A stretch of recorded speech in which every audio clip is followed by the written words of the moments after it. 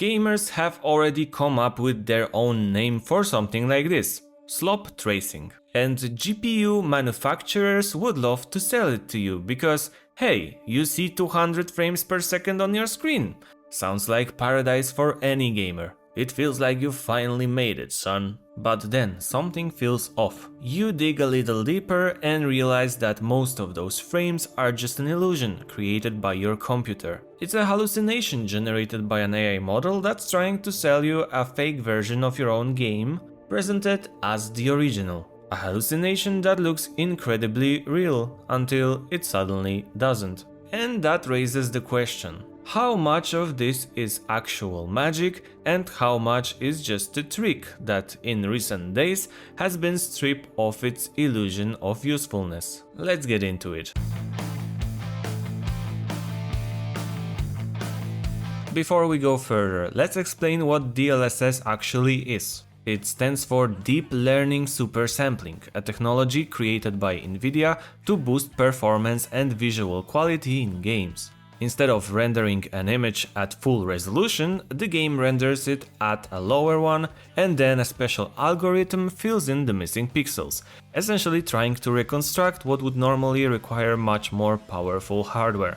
An extreme example would be Nvidia's demo app, where you draw something at a kindergarten level and AI turns those scribbles into a real image. In other words, the GPU does less work and AI, a trained model, upscales the image to make it look better than the raw pixels. You can compare it to beauty filters or deepfakes, all in the name of a more impressive final result. Early version of DLSS, so 1, was pretty rough. It enhanced the image, sure, but often at the cost of sharpness and natural detail. DLSS 2.0 improved things significantly. We see it in many games today, boosting resolution and performance without obvious quality loss. But the real revolution came with DLSS 3.0 when Nvidia introduced frame generation. What does that mean in practice? Let's say your PC renders 60 frames per second natively. DLSS 3.0 can insert additional AI-generated frames between them,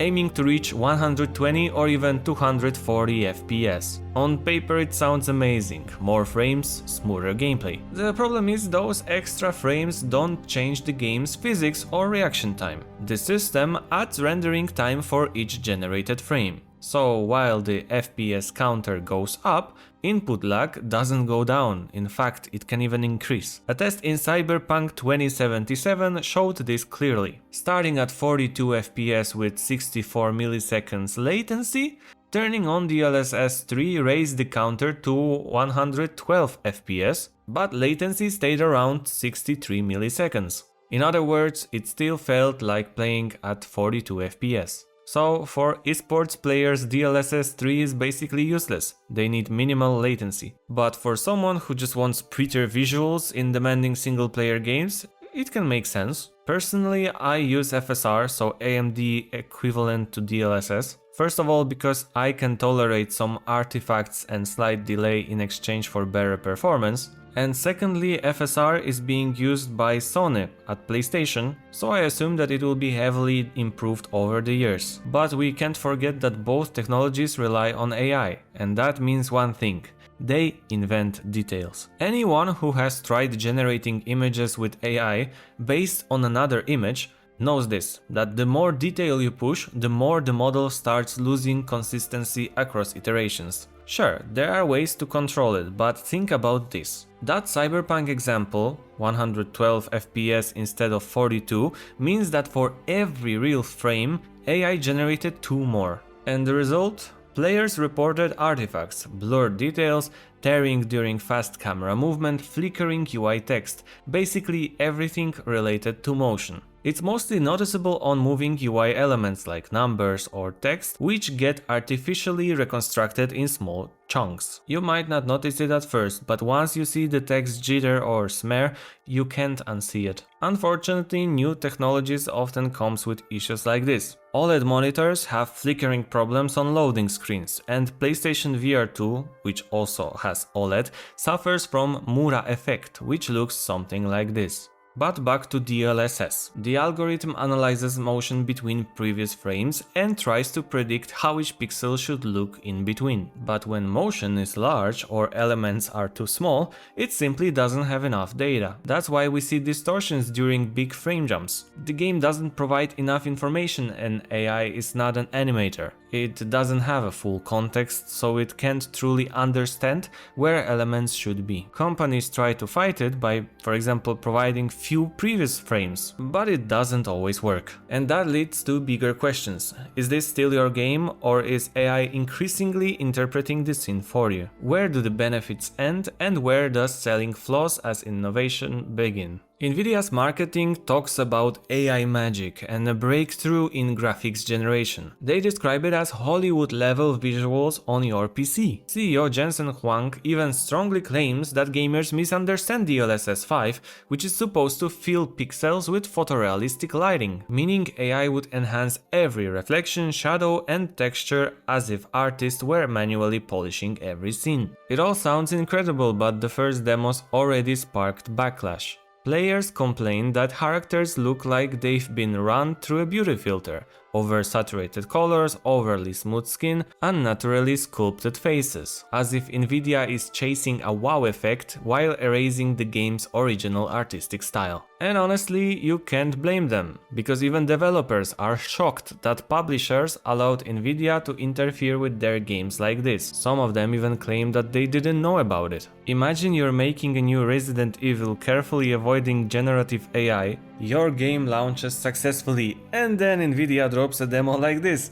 suddenly linking your work to AI controversy. Nvidia says developers have full control, that yes, AI does more, but creators decide where and how to use it. Still, many fans are asking, are we crossing a line? PC gaming used to be about raw power, resolution, details, max settings. Now we're moving away from pure performance and towards generative tricks. A technology meant to help is starting to reshape the foundations of how games are made. So where did all this hype come from? Publishers kept rising system requirements and gamers expected GPU progress to keep up. Moore's law suggested exponential growth in computing power, but that's becoming harder and harder to maintain and has basically been sustained thanks to extremely advanced manufacturing machine worth $400 million.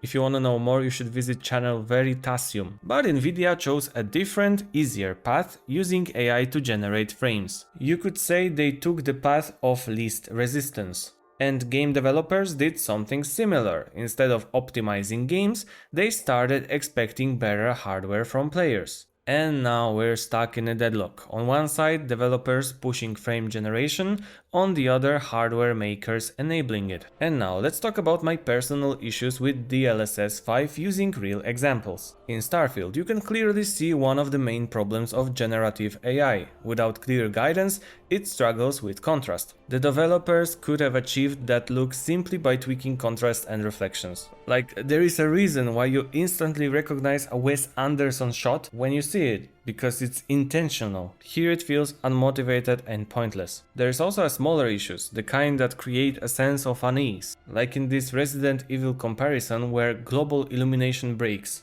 Originally, the lower teeth are hidden in shadow, as they should be, but in the DLSS 5 version they are visible, with light reflecting off the lips and casting a reddish glow. Like, that shouldn't happen. In another image, one eye suddenly becomes larger than the other, and usually that's where AI is failing, at the eyes, because they almost always look unnatural and weird. This sorceress should sue Nvidia for all the unnecessary wrinkles AI added. And in this Hogwarts Legacy screenshot, part of the face is hyper sharp, while another part looks overly smooth. These artifacts are typical for AI upscaling, and until Nvidia solves them, accusations of AI slop won't go away. One thing is certain, at the current pace gaming is heading into unknown territory, because on one side players are arguing that DLSS 5 goes too far and dislike the results. On the other, some say it doesn't look so bad, they even call it the biggest leap in technology since PlayStation 1, and they say that DLSS might follow the same path as AI chatbots.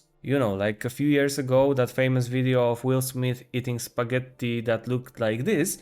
and now it looks like this. Personally, I lean toward the view that DLSS 5 looks unsettling. Not because AI will replace artists, but because the final result often just doesn't add up, creating that uncanny valley effect and basically making every single game look like every single game. Especially when something feels close to real, yet just off enough to make you uncomfortable, like the Polar Express did years ago. The funniest part? People on Twitter complain that sexists want to make female characters prettier, and then AI comes along and makes female characters prettier anyway. So what do you think about DLSS 5? Is it a future and savior of gaming, or maybe it's a slop that should be buried underground and we should never talk about it again? The comments are yours and the likes are mine, so leave one under the video and I'll see you in the next one. And also it would be very nice if you could subscribe. Take care, bye. Wait, why does she look not like her here? What the fuck? She's not Sheva. She looks like Tomb Raider. That's weird. Did you put a fucking mod in this? No. You